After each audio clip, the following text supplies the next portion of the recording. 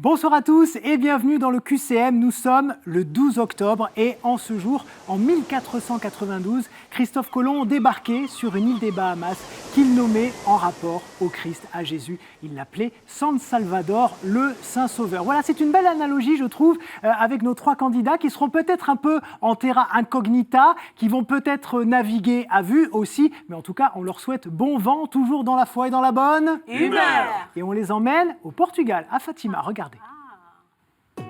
Pour le 103e anniversaire de la première apparition de la Vierge Marie à Fatima, l'étoile Notre-Dame a le plaisir de vous offrir 5 jours de pèlerinage au Portugal.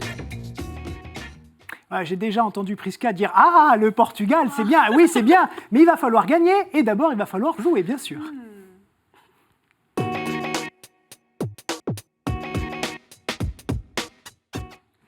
Les voici, nos trois candidats qui ont donc manifestement hâte de gagner ce voyage au Portugal. Luc, Paul, Geneviève et Prisca. Bonsoir. Bonsoir. Luc, Paul, on va commencer par vous découvrir. Vous venez d'où ? Je viens de Beauport-en-Mouche, dans le Maine-et-Loire. Oui, et qu'est-ce que vous y faites de beau ?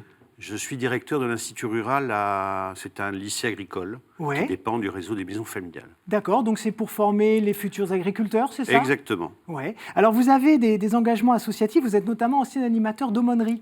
J'ai fait ça très longtemps, d'abord à Lunel dans l'Hérault, à l'aumônerie de Lunel, et puis ensuite à l'aumônerie de Dax. Ouais. Qu'est-ce que ça vous a apporté de transmettre votre foi comme ça avec Finalement, c'était des collégiens, hein, l'aumônerie, c'est collège-lycée, c'est ça ? Collège et lycée, oui. C'était plus faire vivre l'Évangile dans la foi et la bonne humeur. Ouais. Faire des activités, du vélo, du rafting, des temps de prière aussi, des déplacements sur Thésée, sur Lourdes. Ouais. Et puis la découverte de toute la richesse que peut avoir un homme en devenir. Ouais. Alors moi, je vais partager mon expérience avec les téléspectateurs, parce que j'étais en aumônerie aussi, au lycée. Alors nous, ce qu'on faisait, c'était qu'on faisait un grand gueuleton. Tout le monde apportait de la nourriture, on mangeait tous ensemble, et puis on en profitait pour parler de l'Évangile, de Jésus. On se posait des questions. Enfin voilà, c'est aussi ça, je veux dire, l'aumônerie. Hein. C'est pas qu'on imagine toujours qu'on est là à regarder les textes et à se prendre la tête sur des trucs, mais non, c'est un moment de fraternité, en fait. De fraternité, de découverte de la vie en collectivité, de faire des camps. Ouais. Des camps des jeunes à Lourdes, si des jeunes veulent y aller, c'est vraiment d'excellents souvenirs. Ouais. Il ne faut pas hésiter au mois d'août. Bon, on va voir si toutes ces années d'aumônerie vont vous servir à répondre à mes questions. On va voir. Allez, on y va, vos anciens élèves vous regardent. Oui. Top pour le chrono. Quelle sainte fut amie très proche de saint François d'Assise ? Sainte Claire, réponse A, Edith Stein, réponse B, ou Louise de Marillac, réponse C. Je dirais Sainte Claire. C'est clair, c'est Sainte Claire, ça fait un point. Combien Jessé avait-il de fils ? 8, 12 ou 16 ? Je dirais 12. Et c'était 8. Qui porte l'anneau du pêcheur ? Est-ce que c'est le pape ? Est-ce que c'est l'aumônier d'un navire ? Ou est-ce que c'est l'abbé du bec et loin ? Sans hésitation, le pape. Oui, vous n'êtes pas tombé sur un bec, c'est bien le pape et ça fait 2 points. À qui Jésus demande-t-il de pardonner 70 fois ? 7 fois en Matthieu 18. Est-ce que c'est à Nicodème, à Corneille ou à Pierre ? Je vais dire Pierre. Oui, c'est à Pierre et ça fait 490 fois. Voilà, on ne sait pas ce qui se passe à la 491e. À qui se réfèrent les filles d'Isabelle ? Plus de 60 000 femmes d'Amérique du Nord, comparables aux chevaliers de Colomb. À Isabeau de Bavière, réponse A. À Isabelle de Castille, réponse B. Ou à Isabelle de Cadix, réponse C. Je dirais la réponse B, Isabelle de Castille. Oui, c'était pas la belle de Cadix, mais la belle de Castille. Quelle pièce d'Adrien Candiart raconte l'amitié entre l'évêque d'Oran et son chauffeur, tous deux assassinés ? Jean et Karim, réponse A. Pierre et Mohamed, réponse B. Ou bien Luc et Mokhtar, réponse C. Vraiment au hasard. Luc et Mokhtar. Eh non, c'était Pierre et Mohamed. Quel jésuite slovène a orné de mosaïques la chapelle Redemptoris Mater à la demande de Jean-Paul II ? Marco Rupnik, réponse A. Marco Verratti, réponse B. Ou Marco Simone, réponse C. Je savais que c'était un Marco, mais là, bien sûr, ça n'a pas beaucoup m'aider, donc je vais dire réponse B. Et non, Marco Verratti, c'est un joueur du PSG, ancien joueur du PSG. C'était Marco Rupnik. Dans quelle église Henri IV abjura-t-il le protestantisme en 1593 ? À Notre-Dame de Chartres, réponse A. En la basilique Saint-Denis, réponse B. Ou bien à Notre-Dame de Paris, réponse C. Notre-Dame de Chartres. Et non, c'était à la basilique Saint-Denis. Bon, c'est pas grave, ça fait 4 points, c'est plutôt un bon départ. Bravo Luc Paul, on commence plutôt bien. Geneviève, comment ça va Geneviève ? Ça va, merci. Vous nous venez d'où ? Ah si, oui, je sais, c'est un petit village imprononçable pour le commun des mortels qui n'est pas allé en Alsace. C'est ça? C'est ça. Alors allez-y, dites-le nous. Heimersdorf. Voilà, bravo. Donc c'est en Alsace. C'est en Et qu'est-ce que vous y faites? Je suis assistante commerciale à l'international. Oui, alors ça consiste en quoi votre métier? Ça consiste à vendre des machines agricoles, des machines forestières. D'accord. Du coup, vous êtes en oui, rapport avec un Luc petit Paul, peu, vous voilà. êtes à peu près dans le même secteur. Avec le secteur agricole, oui. Vous faites partie du parcours Alpha? C'est ça. Vous pouvez ouais. nous raconter cet engagement?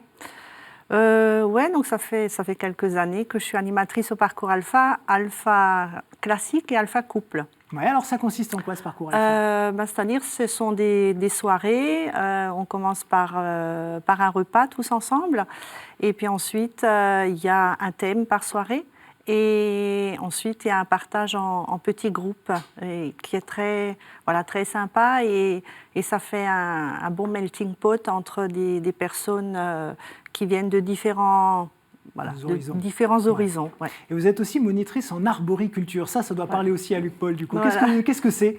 C'est comment on fait grimper des arbres, en gros? Pas tout à fait. C'est-à-dire, c'est un petit peu comme l'éducation d'un enfant. Ouais. Eh ben, un arbre, il faut aussi l'éduquer. Ouais. C'est-à-dire, c'est surtout, disons, ça se taille tous les ans, Ouais. mais c'est au début, quand l'arbre est jeune, qu'il faut le tailler pour lui donner un squelette. D'accord. Comme un enfant, pour lui donner des bases. Et ben, l'arbre a besoin aussi de bonnes bases pour devenir après un bel arbre. Eh bien, super. Bon, on va voir s'il y a des questions arboriculture. Je ne pense pas, très honnêtement.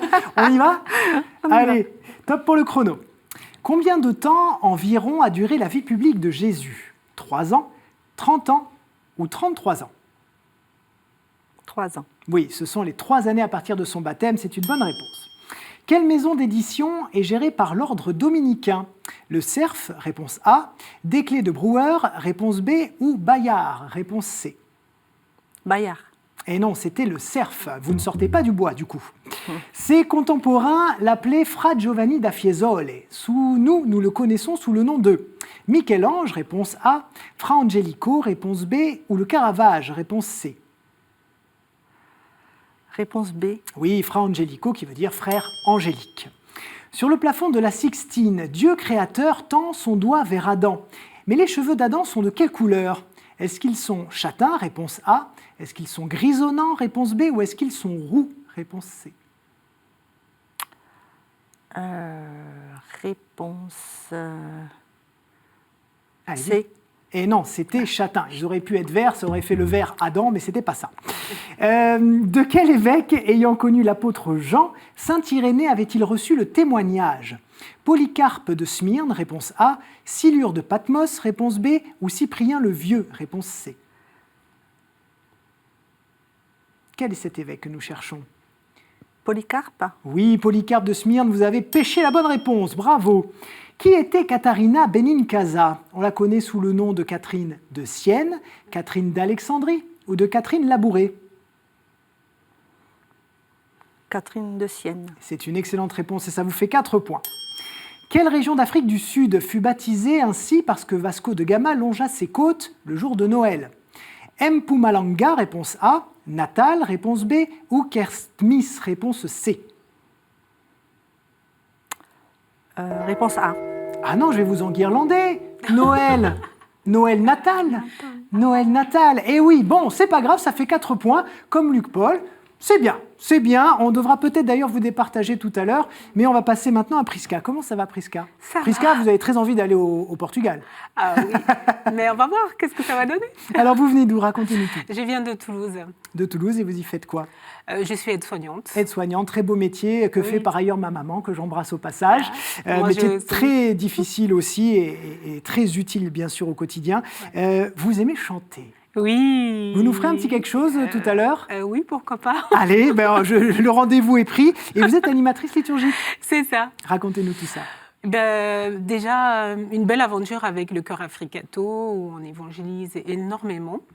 Et puis là, je me suis mise à faire de l'animation liturgique dans les paroisses. J'ai commencé au Sacré-Cœur de Toulouse. Et là, j'avance un peu petit à petit avec quelques paroisses Saint-Exupère, voilà, le dimanche. Qu'est-ce que c'est que cette association Jeunes Africato de France, rapidement? Alors, ça fait partie de l'aumônerie nationale des Africains. Et en fait, l'objectif, c'est œuvrer dans la foi et évangéliser aussi à travers toute la France, puisque c'est tous les jeunes, la grande majorité, c'est des Africains. Et comme vous avez dit au début, dans la joie et dans la bonne humeur, et on essaie d'évangéliser à notre tour à travers toute la France. Et voilà. Parfait. Allez, on est parti pour les 2 minutes de questions. Oui. C'est parti. Top pour le chrono. Quelle pièce de théâtre d'Éric Emmanuel Schmitt raconte l'enquête de Pilate qui veut à tout prix retrouver le corps de Jésus et prouver une mascarade? Jésus de Nazareth, réponse A. Quo Vadis, réponse B. Ou l'Évangile selon Pilate, réponse C. Je dirais simplement Jésus de Nazareth. Eh non, c'était l'Évangile selon Pilate. Quel bénédictin théorise le métier de facteur d'orgue en 1766? Est-ce que c'est Don Roumanoff? Est-ce que c'est Don Magdane? Ou est-ce que c'est Don Bedos? Vous avez compris qu'il y a un jeu de mots avec les humoristes là-dessus. Don Roumanoff, Don Magdane, Don Bedos. Allez, une réponse, le temps passe. Don Roumanoff? Et non, c'était Don Bedos. Bon. Que signifie le mot grec kurios? Seigneur, ça veut dire oint ou ça veut dire roi? Moi. Non, ça voulait dire seigneur, toujours 0 point. En quelle année les JMJ eurent-elles lieu à Paris? En 1986, en 1997 ou en 2002? 97. Et c'est une bonne réponse. Premier point pour vous. Avec 25 versets, quel est le plus court texte du Nouveau Testament? La lettre à Philémon, réponse A. La lettre de Jude, réponse B. Ou la lettre aux Hébreux, réponse C. Je dirais la lettre de Jude. Hey Jude, c'est la bonne réponse, Oh, bravo. yes. Que fêtent les protestants le 31 octobre? La Réformation, la résurrection de Lazare ou la dédicace du Temple? Que fêtent les protestants le 31 octobre? J'ai un doute entre la résurrection de Lazare et la dédicace du Temple. Je partirais sur la dédicace du Temple. Eh ben non, c'était la Réformation, qui est une autre manière de nommer la réforme. Oui, c'est vrai. Comment s'appelle la période de l'histoire sainte pendant laquelle les Juifs sont déportés en Babylonie? L'exarcat, l'exode ou l'exil? L'Exode. Eh non, c'était l'exil. Voilà, c'est terminé. Bon, ça fait que 2 points, Prisca. Là, le Portugal, il est un peu loin pour l'instant. Oui. Et vous inquiétez pas, en manche 2, on va remettre les scores à 0, donc vous aurez encore plus de chances d'y aller quand même. Luc, Paul et Geneviève, je vais devoir quand même vous départager, vous savez, pour avoir le choix des thématiques dans la manche numéro 2. Donc, les mains sur le buzzer cette fois, une question à la fois bien sûr de la culture, mais aussi de la rapidité. Quel évangéliste est souvent symbolisé par un aigle? Saint-Jean. Saint-Jean est une excellente réponse. Luc, Paul, c'est bon. Voici maintenant les amis, on se met en chemin, bien sûr.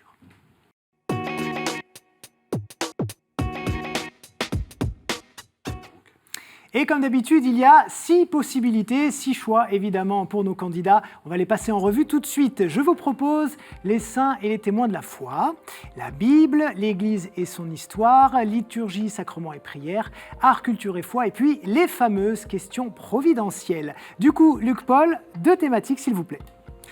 L'Église et son histoire. Oui. Et questions providentielles. Très bien. Et Geneviève, s'il vous plaît. Bible. Bible. Super. Comme je vous le disais tout à l'heure, on remet les scores à 0. Prisca, ça doit vous, vous libérer d'un poids. Maintenant, ça repart à 0. Vous jouez les uns contre les autres, les mains sur le buzzer, et on commence avec cette question, l'Église et son histoire. On cherche un grand personnage. 20 jours après ma mort, mon cœur fut placé dans le retable de l'autel d'une chapelle latérale de l'église du Collège de la Flèche, où il fut plus tard rejoint par celui de mon épouse. De mon vivant, je fus considéré par certains comme un usurpateur et par d'autres comme un traître parce que je changeais plusieurs fois de confession. Je fis beaucoup pour tenter d'apaiser les querelles entre les uns et les autres et y parvins en partie seulement. 2 fois protestant, je fus baptisé Henri IV. Henri IV, roi de France, est une excellente réponse. 2 fois protestant, je fus baptisé et mourus dans la foi catholique et les historiens d'aujourd'hui croient en cette adhésion sincère. 3e du nom en Navarre, je suis le 4e à régner en France. Bravo, ça fait 1 point. Et on en vient aux questions providentielles. Et je veux une ville une ville où la construction de la première cathédrale date du VIe siècle et de l'évêque Arbogast. Celle de l'actuelle cathédrale débute au XIIe siècle. À partir de là, et en seulement 2 siècles, la ville passe de 3 000 à 10 000 habitants et devient l'une des plus grandes villes du Saint-Empire. Constantinople ? Ce n'est pas Constantinople. La bourgeoisie et le conseil municipal y acquièrent une grande autonomie, font la guerre à l'évêque qui est vaincu à la bataille de Osbergen. Quand sa flèche est achevée en 1439, la cathédrale est alors le monument le plus haut de la chrétienté. Ville libre et puissante, elle fut un berceau de l'imprimerie et de l'humanisme. Elle a adopté la réforme dès 1525 et adhéré à la confession d'Augsbourg en 1532. Elle a ainsi accueilli Jean Calvin avant Genève. Le 25 novembre 2014, le pape François a prononcé un discours dans ses murs devant le Parlement européen. À tout hasard, Fribourg ? Non, ce n'est pas Fribourg. Prisca, c'est entre vous et moi. Vous pouvez me donner une réponse sur cette ville. Je vous redis donc le 25 novembre 2014, le pape François a prononcé un discours dans ses murs devant le Parlement européen. Ça devrait beaucoup vous aider. Oui. Alors, Luc Paul, là, Geneviève aurait dû la voir parce qu'elle n'est pas très loin. Et ça y est, elle là, ben oui. Donc, c'était... Allez, dites-le. Strasbourg. Eh oui, Prisca, Strasbourg. Bon, c'est pas grave. Pas de point, pas de problème. On enchaîne avec une question Bible. Je suis un mot araméen, un des 5 qui n'ait pas été traduit en grec dans le Nouveau Testament. Dans l'Ancien Testament, on ne m'utilise jamais, et en tout cas pas comme je suis utilisé au chapitre 14 de Marc. La lettre aux Romains indique que c'est l'esprit d'adoption qui fait crier ce mot que vous cherchez, et la lettre aux Galates parle de l'esprit tout court qui crie le mot, afin d'indiquer que l'on n'est plus esclave, mais fils, donc héritier. En Marc, chapitre 14, Jésus demande à son Père d'écarter la coupe, si cela est possible, et il s'adresse au Père en utilisant ce mot araméen, qui est aussi le nom d'un groupe de musique suédois très connu dans les années 70 et 80. Abba. Abba est une excellente réponse. Et en fait, ce qui vous a mis sur la voie, c'est le groupe de musique. C'est pas tout ce qu'il y avait avant. Je l'avais déjà un petit peu en tête, mais bon, je n'étais alors pas sûre. Ça va. C'est une bonne réponse, c'est tout ce qu'il faut retenir. Bravo. L'Église et son histoire. Je suis une communauté fondée par un petit groupe d'étudiants en 1975 à Fribourg, autour d'un dominicain. J'ai en parlé de Fribourg tout à l'heure. L'évêque d'Autun m'a reconnu comme institut religieux de droit diocésain en 1986. Mes membres, à vocation apostolique, s'emploient auprès de jeunes drogués, de couples retraitants et de toutes sortes de populations. Ils recherchent la vérité par la philosophie et par la théologie. On les appelle souvent, à cause de leur habit et peut-être de l'ancrage bourguignon, les petits gris. Qui sont les petits gris ? Nous cherchons une communauté. Communauté de Saint-Jean ? Oui, c'est une bonne réponse. Vous n'étiez pas sûr du tout, mais vous voyez, il faut être plus sûr de soi, Geneviève. Communauté Saint-Jean, et ça vous fait 2 points. On revient à la question providentielle. Un sport d'abord pratiqué par des Britanniques et une élite, mais le catholicisme a beaucoup compté dans mon histoire. Dès le XIXe siècle, des ecclésiastiques se distinguent par leurs exploits dans la discipline sportive que je suis et donnent leur nom à des sommets. Ils y plantent des chapelles et des croix. Mes valeurs sont popularisées par l'arrivée sur le siège pontifical d'Achille Ratti, Pie XI, qui me pratiquait avec compétence, ayant par exemple ouvert une nouvelle voie aux aiguilles grises dans le massif du Mont Blanc. Jean-Paul II m'a pratiqué également, m'exaltant comme une... L'alpinisme ? L'alpinisme, c'est une excellente réponse. Bravo Luc Paul, ça fait 2 points pour vous, 2 points pour Geneviève. Prisca, mais qu'est-ce qui s'est passé ? Vous n'êtes pas monté dans l'avion pour le Portugal, là. Là, vous restez dans la salle d'attente. Oui, c'est ça. Il va falloir vous acheter un billet toute seule. Bon, en tout cas, ça a été vraiment un ravissement de vous avoir avec nous. J'espère que vous avez passé un bon moment. Ah oui, très bien. Très, Est-ce que vous avez un bonjour à passer à vos proches ? Je salue tout le cœur à Fricato, et puis la famille, et voilà. C'est déjà pas mal. Parfait, merci beaucoup. Et regardez, vous avez un cadeau. Ah. Sage Distribution a le plaisir de vous offrir les DVD des films Leur Souffle et l'Apocalypse de la série La Bible. Voilà, et si vous aussi, chers amis, vous avez envie de venir, comme Prisca, comme Geneviève, comme Luc Paul, sur le plateau du QCM, il y a une super ambiance. Il y a une super ambiance ou pas? Oui, Ah oui, Oui, ça va. vous voyez, tout le monde est faut unanime. venir. Donc il faut répondre à une question pour venir sur le plateau. Écoutez-la bien. En 2003, qui réalisa La Passion du Christ, film où les souffrances de Jésus sont particulièrement réalistes? Voilà, si vous avez le nom de ce réalisateur, qcm@ktotv.com pour m'envoyer vos réponses avec donc vos coordonnées téléphoniques, ça c'est très important, comme ça nos équipes pourront vous rappeler. Et puis la réponse à la question de la semaine dernière, quand même, je vous avais demandé le nom de ce personnage de Molière qui porte le même nom qu'un fleuve biblique très connu. Vous savez, c'est le bourgeois gentilhomme, celui qui fait de la prose sans le savoir. Comment s'appelle-t-il? Monsieur Jourdain. Monsieur Jourdain, voilà, Oui, si vous c'est m'avez vrai. écrit Monsieur Jourdain, eh bien on vous rappellera pour organiser votre venue sur le plateau. Prisca, en 10 secondes, faites-nous un petit chant et comme ça je lance le sprint final. Allez, allez-y.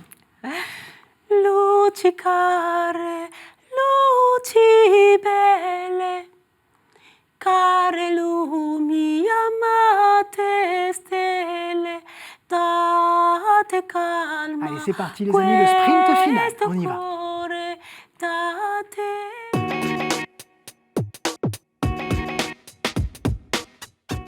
Ça y est, il est temps pour nos deux candidats de défier ces thématiques. En fait, il y a des thématiques partout dans cette émission, si vous avez bien suivi, en manche 2, en manche 3, partout. Bref, celles-ci, elles sont toutes nouvelles et on va les faire tirer, bien sûr, à Geneviève, puisque c'est elle qui a atteint le score maximal en premier. C'est vous qui avez eu 2 points en premier, donc c'est vous qui avez cette lourde charge. Je touille, bien sûr, pour point qu'il n'y ait de triche. Allez-y. Le mariage. Le mariage. Cette question donc sur le mariage, les mains sur le buzzer, et on y va. Avant d'épouser Tobie, combien de fois Sarah fut-elle mariée et veuve? 2 fois. Ce n'est pas 2 fois.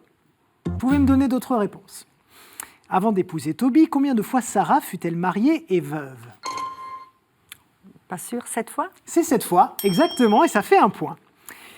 Quel livre biblique évoque les noces de l'agneau? Quel livre biblique évoque les noces de l'agneau? Oui, Saint Jean? ce n'est pas Saint Jean. Vous pouvez me donner des livres, hein. Vous avez vraiment le buzz infini, si je puis dire. Ah. Oui, vous pouvez me donner d'autres réponses. L'Apocalypse? C'est l'Apocalypse, exactement. Ça fait 2 points. Quel métal est souvent associé aux 25 ans de mariage? L'argent? L'argent, c'est une bonne réponse. L'un ou l'autre, vous avez fêté vos 25 ans de mariage? Non, déjà? Non. Pas encore. Pas encore. Bon, en tout cas, c'est l'argent et ça fait 2-1. Quelle était la nationalité du premier couple béatifié au titre de sa vie dans le sacrement du mariage, Luigi et Maria Beltrame Quattrocchi? Quelle était la nationalité du premier couple béatifié au titre de sa vie dans le sacrement du mariage, Luigi et Maria Beltrame Quattrocchi? Italien? Eh ben oui, et ça sonnait pas plus italien que Beltrame et Quattrocchi. J'aurais dû faire un accent italien encore plus prononcé pour que ce soit encore plus évident. Bon, on va faire un petit point d'étape parce que Geneviève est à une bonne réponse de la finale. Elle remporte cette émission et elle vient avec moi à la fin du mois d'octobre pour peut-être partir au Portugal. Luc Paul, vous pouvez peut-être remonter. Lors du mariage à Cana, qui le maître du repas félicite-t-il pour avoir gardé son bon vin jusqu'à la fin? Jésus? Non, ce n'est pas Jésus. Lors du mariage à Cana, qui, le maître du repas, félicite-t-il pour avoir gardé son bon vin jusqu'à la fin? Son serviteur? Non, ce n'est pas son serviteur. Le marié? Le marié est une excellente réponse. Vous avez gagné, Geneviève, bravo. Vous êtes tout étonné. Oui. Oui, et bien voilà, vous avez gagné un grand bravo. Luc Paul, merci encore d'avoir été avec nous. Merci à vous. Là, Geneviève a été trop forte sur le mariage. Trop forte, mais en tout cas, vous avez fait un très très beau parcours. Regardez votre cadeau qui vous attend. Monsieur, la maison Laudate a le plaisir de vous offrir cette croix en argent massif, symbole du lien entre Dieu et les hommes. Allez, j'avais encore 2 petites questions, je vous les pose, mais c'est juste pour le jeu. Parmi les 4 piliers du mariage catholique se trouvent la fidélité, la fécondité, l'indissolubilité et quoi? La liberté. La liberté. Et selon les paroles de Jésus, que doivent éviter les invités à la noce tant que l'époux est avec eux? Vous n'avez pas non plus? C'était jeûner, voilà, exactement, jeûner ou être en deuil. Bravo. Geneviève, on se retrouve dans 2 semaines pour la finale. Merci beaucoup à vous d'avoir été avec nous. Merci J'espère à que vous avez passé un bon moment. Et vous pouvez même dire un petit bonjour à vos enfants et petits-enfants. Pas à mes enfants, mes petits-enfants, bien sûr, mais surtout aux anciens de l'aumônerie Lunel et de Dax. Donc, beaux souvenirs tous ensemble et bonne continuation. Merci beaucoup et merci à vous, chers amis, d'avoir été avec nous en cette belle émission. Je vous retrouve évidemment la semaine prochaine. KTOTV.com, ça c'est pour revoir toutes les émissions de la chaîne. Et je vous remercie encore beaucoup pour votre fidélité. Ciao.